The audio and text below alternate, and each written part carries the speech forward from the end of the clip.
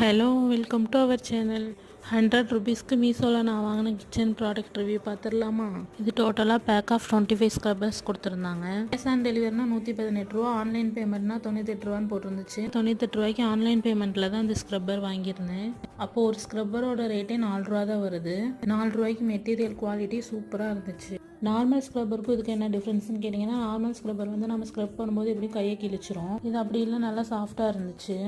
Normal scrubber நம்ம use பண்ண smell வரும். இது அப்படி கிடையாது. நம்ம யூஸ் பண்ணிவிட்டு வாஷ் பண்ணி வச்சிட்டோம்னா ஸ்மெல் எதுவும் இருக்காது.